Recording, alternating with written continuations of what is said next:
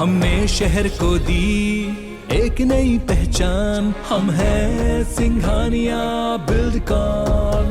खैरागढ़ से बड़ी खबर, जहां प्रचार का शोर खत्म हो गया है। खैरागढ़ उपचुनाव में प्रचार का शोर अब थम गया है। बीजेपी कांग्रेस अब डोर टू डोर प्रचार करेगी। 12 अप्रैल को आपको बता दें कि यहां पर मतदान होना है और अब चुनाव प्रचार का शोर पूरी तरह से थम गया है। घर घर दस्तक देने पर अब जोर दिया जाएगा। डोर टू डोर जाकर प्रत्याशी प्रचार करेंगे। खैरागढ़ में 12 अप्रैल को मतदान होना है। 12 को मतदान होगा, 16 तारीख को नतीजे आएंगे।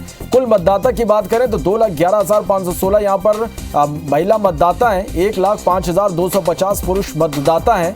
1,06,266 कुल पोलिंग बूथ यहाँ पर बनाए गए। तो ये इस वक्त की बड़ी खबर कि खैरागढ़ में उपचुनाव का शोर अब थम गया है। प्रत्याशी डोर टू डोर कैंपेनिंग करेंगे। डोर टू डोर प्रचार अब प्रत्याशी करेंगे और प्रचार के अंतिम दिन दोनों ही पार्टियों के दिग्गजों ने पूरी ताकत यहां पर झोंक दी है। तो अंतिम दिन किस तरह से राजनीतिक सरगर्मी यहां पर देखने को मिला है, ज्यादा जानकारी के साथ हमारे सहयोगी आलोक शर्मा हमारे साथ इस वक्त लाइव जुड़ गए। आलोक, अब चुनाव प्रचार का शोर यहां पर थम गया, आखिरी दिन किस तरह से सरगर्मी यहां पर बनी रही? यहाँ पे खैरागढ़ विधानसभा उपचुनाव के लिए भाजपा, कांग्रेस और जनता कांग्रेस जे ये तीनों की ओर से अब घर घर संपर्क किया जा रहा है मतदाताओं से। आज बीजेपी ने बाइक रैली आयोजित की और इसके अलावा जो प्रत्याशी है कोमल जंगेल वो घर घर मिल रहे हैं। कांग्रेस की ओर से यशोदा वर्मा खैरागढ़ के ग्रामीण क्षेत्रों में घर घर जाके अपील कर रही है अपने पक्ष में करने के लिए। जिस तरीके से कल मुख्यमंत्री ने यहाँ पे रैली की छुई खदान में खैरागढ़ में, और आज बीजेपी वालों की आज बाइक रैली थी। इस प्रकार से आखिरी दम तक बीजेपी और कांग्रेस के जो लोग हैं मतदाताओं से मिल रहे हैं, नेता मिल रहे हैं। जी आलोक, अब आगे प्रचार का शोर यहाँ पर थम गया, अब आगे किस तरह से दोनों ही पार्टियों की रणनीति है? अब चूंकि अभी 5 बजे जो चुनाव प्रचार का जो है वो थम चुका है, अब घर घर जाके संपर्क कर सकते हैं। तो दोनों ही कांग्रेस और बीजेपी के जो उम्मीदवार हैं कोमल जंगेल और यशोदा वर्मा, ये गांव-गांव जाने की कोशिश कर रहे हैं। कोशिश ये कर रहे हैं कि लोगों से मिलें और अपने पक्ष में मतदान करने की अपील कर रहे हैं। और इसके अलावा जो पार्टी के कार्यकर्ता है वो भी घर घर मिल रहे हैं, घर घर लोगों से जाके मिल रहे हैं। जी निश्चित रूप से आलोक, आज हम सुबह से बात करें, चूंकि आज प्रचार का अंतिम दिन था और अंतिम दिन पूरी ताकत यहां पर दोनों ही पार्टियों के दिग्गजों ने झोंकी है। किस तरह से आज प्रचार अभियान का माहौल यहां पर देखने को मिला है? चूंकि आज चुनाव प्रचार का अंतिम दिन है, इसके बाद सब लोगों जो जाके संपर्क कर सकते हैं। तो उस हिसाब से इशू जो है जो मेन जो अपील है कि कैसे किस तरीके से कांग्रेस अगर जीती तो खैरागढ़ विधानसभा के लिए वो क्या करेंगे, क्या फायदे हो सकते हैं, जिला उसमें महत्वपूर्ण मुद्दा है। और उसके अलावा जो बीजेपी है वो अपने पक्ष में विभिन्न मुद्दों 29 जो बिंदु है उस पर जाके टारगेट कर रही है। तो अब मतदाताओं से जाके रूबरू होकर ये बताने की कोशिश कर रहे हैं कि अगर आपने कांग्रेस को वोट दिया तो आपको ये फायदा होगा, बीजेपी को वोट दिया तो ये फायदा होगा। जी निश्चित रूप से आलोक, यदि हम जनता की यहाँ की बात करें तो कितना उत्साह इस चुनाव को लेकर जनता में देखने को मिल रहा है आपको?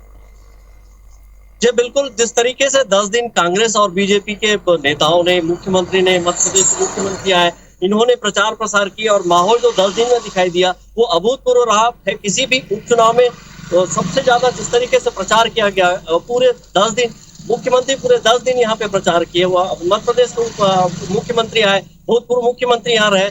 लगभग बोला जाए कि कांग्रेस और बीजेपी के जो जितने प्रदेश के बड़े नेता हैं सब यहाँ पे मौजूद रहे, प्रचार प्रसार करते रहे। इससे आप अंदाजा लगा सकते हैं कि खैरागढ़ उपचुनाव जो मुख्यमंत्री कहते हैं कि ये सेमीफाइनल है, तो बिल्कुल फाइनल के अंदाज में उन्होंने लड़ा। जी निश्चित रूप से आलोक, अब ये जो चुनाव है दोनों ही पार्टियों के लिए प्रतिष्ठा का प्रश्न बन चुका है और दोनों ही पार्टियों ने इस चुनाव को जीतने के लिए, जिस तरह से हमने देखा कि तमाम दिग्गज मैदान में लगातार बने हुए हैं और लगातार चुनाव प्रचार कर रहे हैं और अपने प्रत्याशी को जिताने की यहाँ पर अपील करना, कितना महत्वपूर्ण हो गया अब ये चुनाव?